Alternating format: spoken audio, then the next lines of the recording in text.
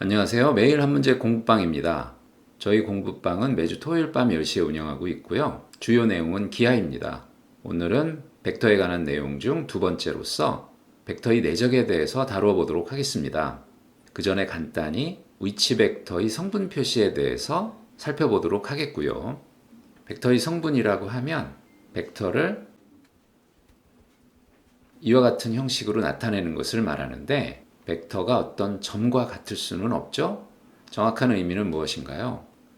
벡터가 있다면 벡터를 직각분해하는 것입니다. x축에 평행한 방향과 y축에 평행한 두 수직인 방향의 벡터의 합으로 분해해 볼 수 있습니다. 이 벡터를 간단히 x벡터라고 하고 y벡터라고 하면 a 벡터는 x벡터 더하기 y벡터 합으로 표현이 되네요. 좌표축이 있습니다. 좌표축 위에 기본이 되는 단위 벡터가 놓여 있습니다. x축 양의 방향을 가리키는 e1 벡터가 있고 y축 양의 방향을 가리키는 e2 벡터가 있습니다. 그렇다면 이와 같이 직각분해했을 때 x축에 평행한 성분은 반드시 e1 벡터의 적당한 실수배, 평행하면 반드시 실수배죠. 마찬가지로 e2 벡터의 적당한 실수배. 따라서 평면에 존재하는 임의 벡터는 e1, e2 벡터를 뭔가 하나의 기초적인 벡터들로 생각하여 임의 벡터 A를 항상 이와 같이 나타낼 수 있는 거죠. e1, e2는 당연하다고 전제를 하면 개수만 따서 이와 같이 간단히 표현할 수 있는 겁니다.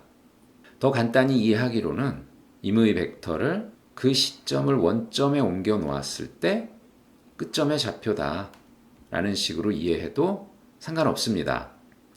자, 그럼 두 번째로 내적의 정의를 살펴볼까요? 두 벡터에 대해서 내적이란 A 크기, B 크기, 코사인 세타 세 스칼라 값의 곱 스칼라입니다. 두 벡터가 이와 같이 있고 시점을 맞췄을 때의 그 각도가 세타라고 하면 그 상황에서 두 벡터의 내적은 이와 같이 계산이 되는 겁니다. 이것이 벡터의 정의인데 내적은 벡터를 다루는데 아주 중요한 수단입니다. 내적을 여러 가지로 이해할 수 있어야 합니다.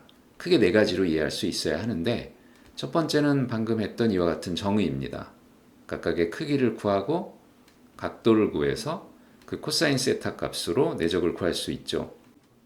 두 번째는 성분을 이용해서 벡터를 표현해 볼 수 있고 계산할 수 있습니다.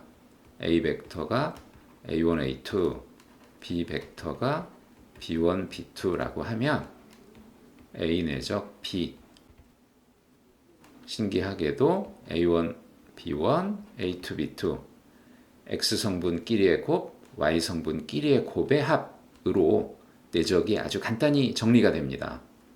세 번째는 기하학적인 관점에서 벡터의 내적을 이해해 볼 수 있습니다. 그림으로 간단히 표현해 본다면 이때 수선의 발을 내립니다. 내적은 이 길이 곱하기 이 길이입니다. 수직을 이룰 때는 수선의 발이 다름 아닌 이 점이라고 볼 수 있으니 내적은 정확히 0이고요. 둔각을 이룰 때는 연장선의 수선의 발을 떨구어서 이 길이 곱하기 이 길이 하지만 반대 방향이니 마이너스를 곱합니다. 이 경우는 내적의 값이 플러스가 나오고 이 경우는 내적의 값이 마이너스가 나오네요. 내적은 스칼라 값을 나타내는 것이지만 부호는 존재합니다. 플러스도 있고 0도 있고 마이너스도 있는 거죠. 내적을 실제 문제에 푼다라고 하면 내적을 표현하는 관점이 한 가지가 더 있는데 그것은 연산의 성질을 보면서 얘기하도록 하겠습니다. 내적은 일종의 곱셈이기 때문에 전개할 수 있죠. 보통의 곱셈처럼 전개할 수 있습니다. 실수배에 대한 결합 법칙도 성립합니다.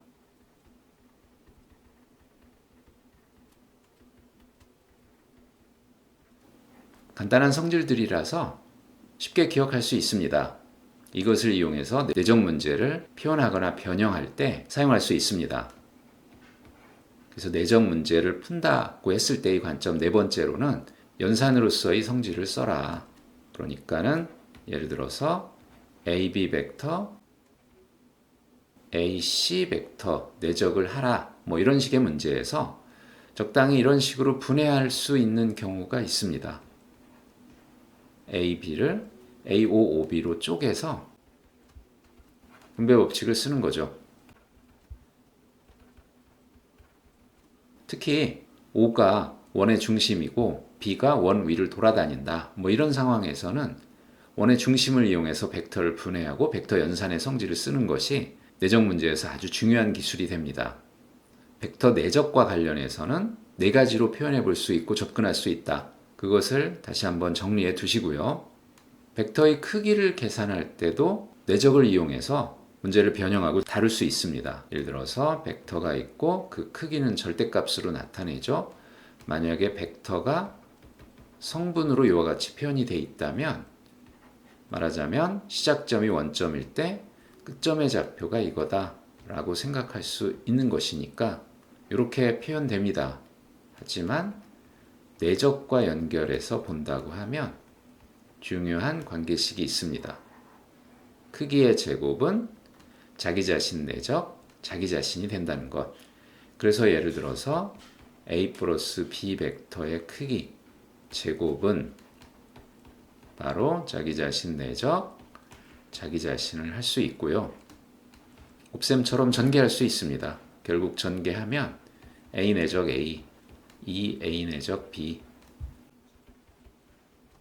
같이 되어 거의 곱셈 공식과 비슷해집니다. 물론 식은 정확하게 내적을 쓸 때, 크기를 쓸 때 확실히 구분하면서 표현하면서 써야 합니다. 자, 오늘의 내용으로서 마지막으로는 벡터의 위치관계인데요. 저번 시간에 중요한 위치관계 두 가지가 있다고 했었죠. 평행과 수직이 있습니다. 평행하다면 실수배 이것을 쓰기로 했었고요. 두 벡터가 수직하다면 내적을 씁니다. 평행관계에서는 실수배의 관계가 핵심인 것이고 수직인 경우에 있어서는 내적을 이용한다 하는 관점이 필요한 것이죠. 이제 간단히 문제를 풀어보도록 하겠습니다.